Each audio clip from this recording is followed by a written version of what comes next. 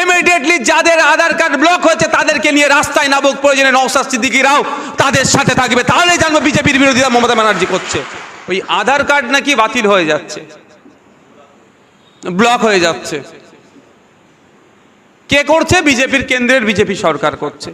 2019 সালে এই আধার card, CA, NRC নিয়ে কে বলেছিল আমাকে ভোট দাও, আমার লাশের ওপর দিয়ে নাহলে এনআরসি করতে হবে, সিএ করতে হবে? তিনি আর আজকে ভূমিকা কি? এটা ভাবার বিষয় আছে। আজকে আমরা দেখছি তো এসসি সমাজের মানুষের আধার কার্ড ব্লক হয়েছে, কালকে এসটি সমাজের হবে, পরশুদিন মাইনরিটি সমাজের হবে, তারপরের দিন জেনারেল কাস্টের হতে পারে। কিন্তু প্রশ্নটা এখানে, যে বলেছিল আমাকে ভোট দাও, আমি বিজেপির বিরুদ্ধে লড়াই করব, আমার লাশের উপর দিয়ে যেতে হবে বিজেপিকে, তিনি আজকে শুধুমাত্র সাংবাদিক সম্মেলন করে দায় এড়িয়ে যাচ্ছেন কেন? যাদের আধার কার্ড ব্লক হয়েছে, ডিঅ্যাক্টিভ হয়েছে, তাদেরকে নিয়ে ইমিডিয়েটলি আমি এখানে মঞ্চ থেকে বলবো, যদি এই মঞ্চ নয় কিন্তু এই বিষয়ে আমাকে উত্থাপন করতে বাধ্য হচ্ছে। আসার সময় আমাকে মিডিয়া বন্ধুরা কোশ্চেন করলেন, ইমিডিয়েটলি যাদের আধার কার্ড ব্লক হয়েছে তাদেরকে নিয়ে রাস্তায় নামুক, প্রয়োজনে নওশাদ সিদ্দিকীরাও তাদের সাথে থাকবে, তাহলে জানবো বিজেপির বিরোধিতা মমতা ব্যানার্জি করছে। রাস্তায় নামবেন, সাথে সাথে তাদের হয়ে আইনি লড়াই দেওয়ার জন্য লয়ার তৈরি করুক। লয়ার তো আছে, কপিল সিব্বলকে লাগাচ্ছে কার জন্য জানেন? কুরবান শাহ। তৃণমূল সরকার লাগাচ্ছে, সুপ্রিম কোর্টে দাঁড় করাচ্ছে কপিল সিব্বলদের মতো দামি দামি লয়ারকে। তৃণমূলের পঞ্চায়েত সমিতির সহসভাপতি, ব্লকের যুব প্রেসিডেন্ট, প্রধানের স্বামীকে খুন করলো। যারা খুন করেছে অভিযোগ, তাদেরকে বাঁচানোর জন্য রাজ্য সরকার এই ধরনের নামি দামি যদি লয়ার সুপ্রিম কোর্টে ফিট করতে পারে, তাহলে আমাদের রাজ্যের যাদের আধার কার্ডকে ব্লক করেছে এখনো পর্যন্ত শুধু সাংবাদিক সম্মেলন করে নাটক না করে কেন আইনের দ্বারস্থ হচ্ছে না, এই প্রশ্নটা আজকে এই মঞ্চ থেকে তুলতে চাই। শুধু তো নাটক চলছে। 2024 আসছে, লোকসভা নির্বাচন আসছে, আরো নাটক হবে। আমি আপনাদের কাছে অনুরোধ করব, এটা রাজনৈতিক মঞ্চ নয়, আমি ভোটের কথা বলবো না, তবে সজাগ সতর্ক থাকবেন। মাত্র কয়েকটা বছরের ঘটনা, কয়েকটা বছরে এত কটা ঘটনা ঘটে গেল, কিন্তু রাজ্য সরকার দেখুন, যখন ঘটনা ঘটে তড়িঘড়ি যে কথাগুলো বলে খুব মিষ্টি মিষ্টি লাগে, আমরা বিশ্বাস করে ফেলি। কিন্তু বাস্তবে দেখুন, কামদুনি থেকে শুরু করে আনিস পর্যন্ত। কামদুনিতে ছুটে গিয়েছিলেন মাননীয়া, সেখানে গিয়ে কি বলেছিল? ফাস্ট ট্র্যাক কোর্টের মাধ্যমে 1 মাসের মধ্যে সব হয়ে যাবে। 1 মাস তো দূরের কথা, 10 বছর পরে দেখলাম কি বেশ কিছুজন বেকসুর খালাস হয়েছে, কারো কি যাবজ্জীবন হয়েছে। কিন্তু প্রশ্ন আমার এখানে, যদি যারা 10 বছর পরে বেকসুর খালাস হলো, তাদের জীবন থেকে 10টা বছর কেন কেড়ে নিল রাজ্য সরকার? আর যদি তারা দোষী হওয়ার পরে এতদিন পরে তাদেরকে নির্দোষ কেন করলো? এর মধ্যে কি আছে এটাও আমাদেরকে জানতে হবে। এই বিষয়টা রাজ্য সরকারকে ক্লিয়ার করতে হবে। একাধিকবার আয়ও চেঞ্জ হয়েছে, একাধিকবার যারা কোর্টে রাজ্য সরকারের হয়ে মামলা করছেন তাদেরকেও চেঞ্জ করা হয়েছে। কারণটা কি?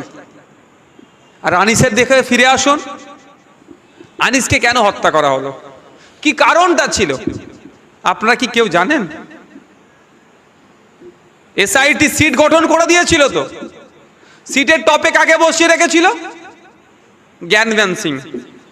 উনি সম্মানীয় অফিসার, সম্মান জানিয়ে বলছি, কিন্তু ওনার নামে এমন অভিযোগ আছে আমি ভরসা করতে পারছিলাম না। সেই সময় বলেছি, আজকেও বলছি, রিজওয়ান হত্যাকাণ্ড হয়েছিল, জানেন আপনারা, হত্যা হয়েছিল।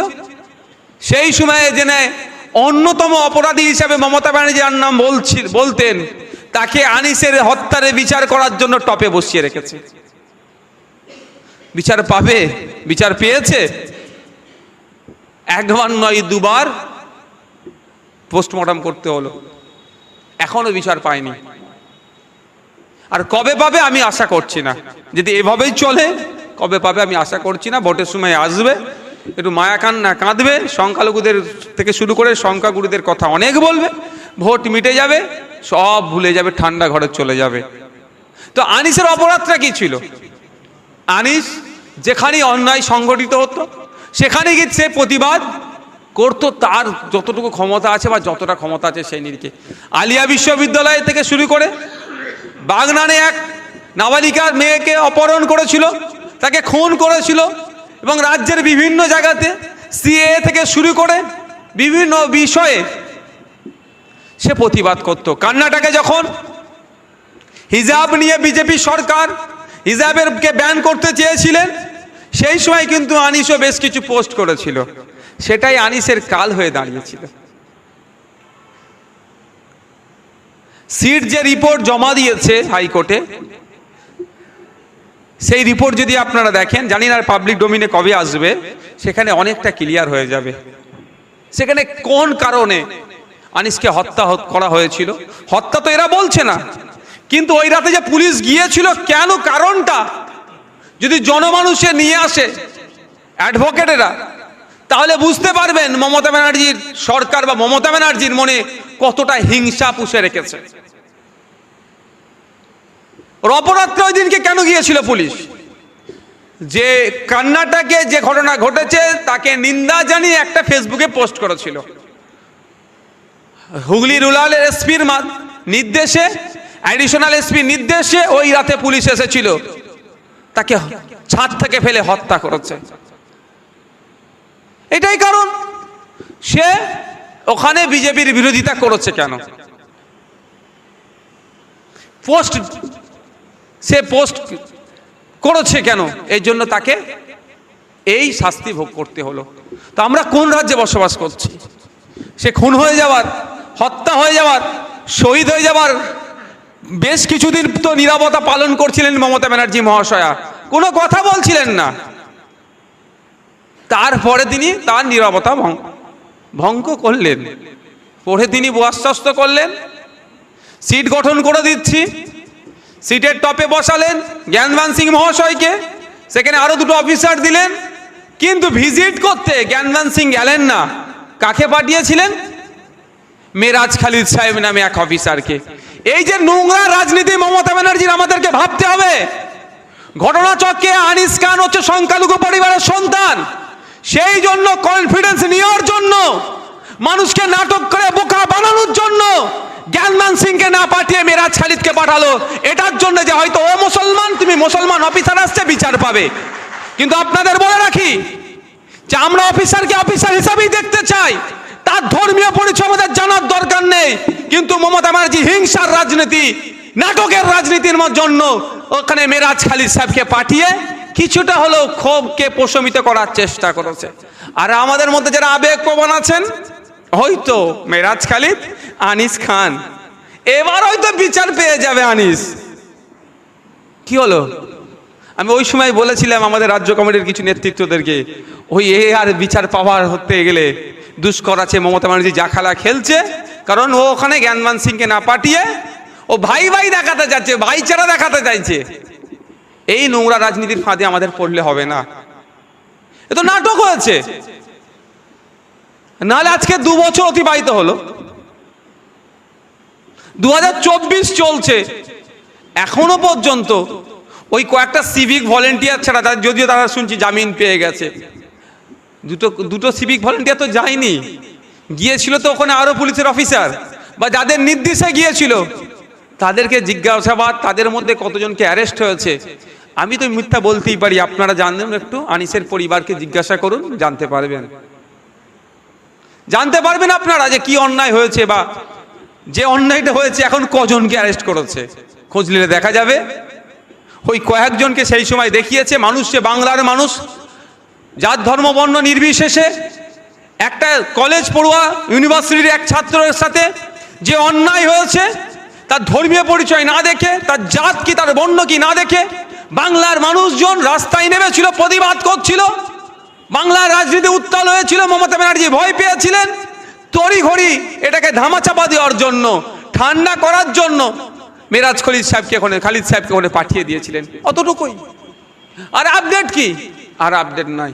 ওনার ফেভারিট ছাত্র ছিল আনিস খান, ওনার ফেভারিট ছিল,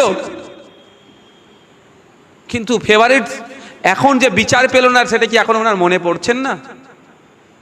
ওনার কি এখন আর মনে পড়ছে না যে আনিস নামে এক ছেলে ছিল, হাওড়া জেলার আমতাতে বাড়ি, তার পুলিশ পাঠিয়ে ওকে হত্যা করা হয়েছে। যারা গিয়ে হত্যা করলো তাদের বিচার হওয়া দরকার। 1 মাস তিনি টাইম চেয়েছিলেন, 1 মাস অতিবাহিত হয়ে যাচ্ছে, এটা কি মনে পড়ছেন না? আমার মনে হয় তো মনে ওনার পরে সকাল বিকেল, কিন্তু উনি যে বিগত দিন থেকে যেটা প্র্যাকটিস করে আসছে সেটাকে তিনি কন্টিনিউস রাখতে চান। ক্ষমতায় আসার আগে বলেছিলেন 6 মাসের মধ্যে শিল্প করে দেব। 12 বছর পার হয়ে 13 বছরের দিকে এগিয়ে যাচ্ছে এই সরকার।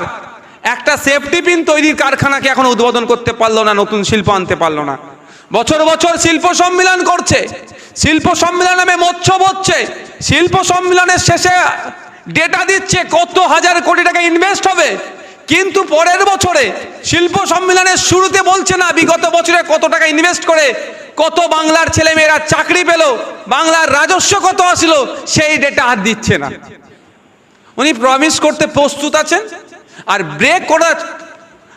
প্রমিস ব্রেক করার থেকে আরো বেশি তিনি প্রস্তুত আছেন। 6 মাস পার হয়ে যাচ্ছে, এখনো শিল্প আসছে না।